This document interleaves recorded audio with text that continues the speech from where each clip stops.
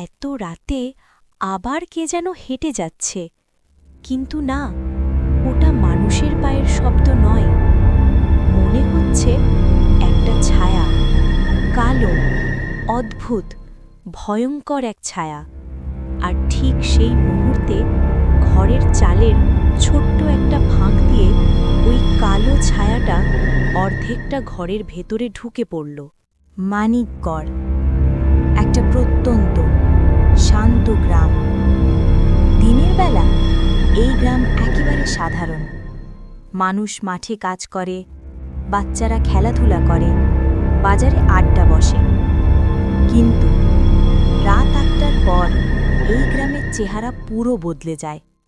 সব ঘরের দরজা বন্ধ হয়ে যায়, জানালা বন্ধ, এমনকি রাস্তার আলোও নিভে যায়। কারণ এই গ্রামের মানুষ জানে, রাতের পর বাইরে থাকা মানে মৃত্যুকে ডাক দেওয়া। কারণ গভীর রাতে এই গ্রামে ঘুরে বেড়ায় একটা কালো ছায়া, যে ছায়া নিজের শিকার খুঁজে বেড়ায়। আর কেউ যদি ভুল করে তার সামনে পড়ে, সে মানুষটাকে একেবারে শুষে নেয়। কিছুক্ষণের মধ্যেই মানুষটার শরীর শুকিয়ে যায়, আর সেখানেই তার মৃত্যু হয়। আজ থেকে প্রায় ৬ মাস আগে এই অদ্ভুত ঘটনাগুলো শুরু হয়।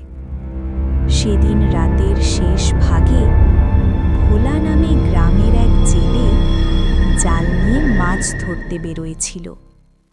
রাস্তা দিয়ে যেতে যেতে সে হঠাৎ দেখে একটা কুকুর সামনের দিকে তাকিয়ে জোরে জোরে ডাকছে। কুকুরটার সামনে দাঁড়িয়ে আছে একটা কালো ছায়া, অদ্ভুতভাবে স্থির, না মানুষ না জন্তু। ভোলা ঠিক বুঝতে পারছিল না ওটা আসলে কি। হঠাৎ ছায়াটা মাথা ঘুরিয়ে তার দিকে তাকালো, তারপর ধীরে ধীরে তার দিকেই এগোতে শুরু করল। ভোলার বুক কেঁপে উঠল। সে আর দাঁড়িয়ে থাকার সাহস পেল না, দৌড়ে পালিয়ে বাড়ি চলে গেল। পরের দিন সকালে গ্রামের কয়েকজন ওই রাস্তা দিয়ে যেতে গিয়ে দেখে একটা কুকুর মরে পড়ে আছে। কুকুরটার শরীর একেবারে শুকিয়ে গেছে। মনে হচ্ছে যেন তার শরীর থেকে সব কিছু শুষে নেওয়া হয়েছে। তবে একটা কুকুরের মৃত্যু নিয়ে তখন কেউ খুব একটা গুরুত্ব দেয়নি। কিন্তু সেই রাতেই আরও ভয়ঙ্কর ঘটনা ঘটে।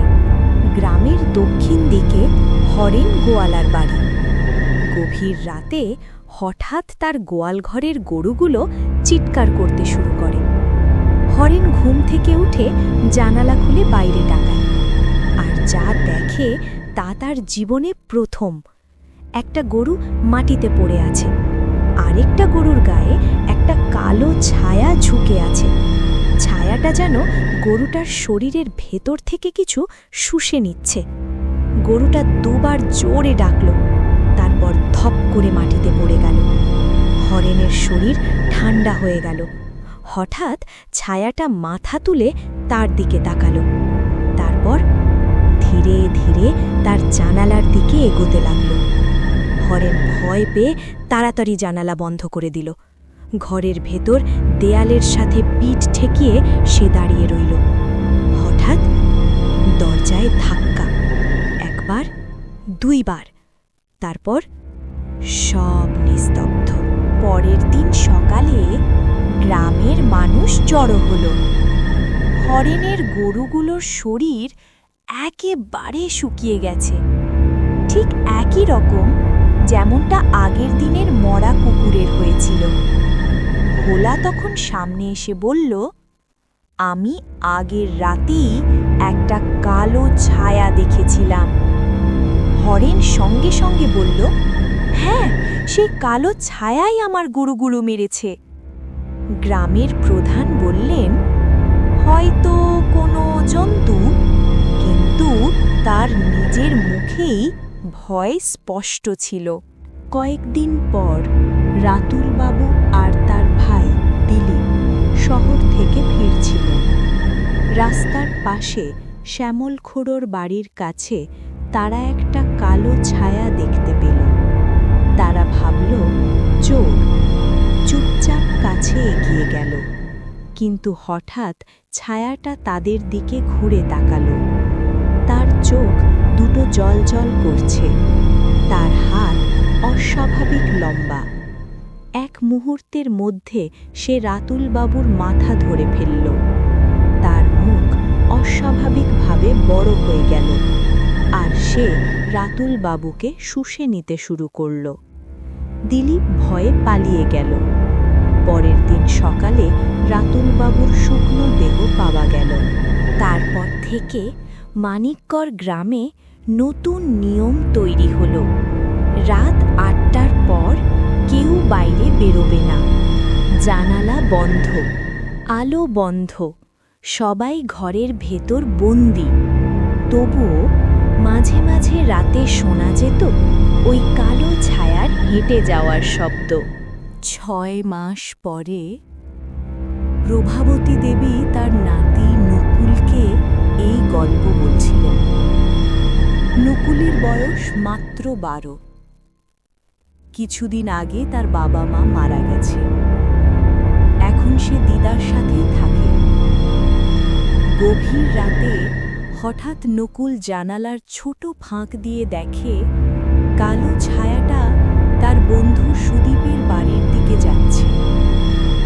কিছুক্ষণ পর সুদীপের ঘরের চালের ফাঁক দিয়ে ছায়াটা ভেতরে ঢুকে পড়ে।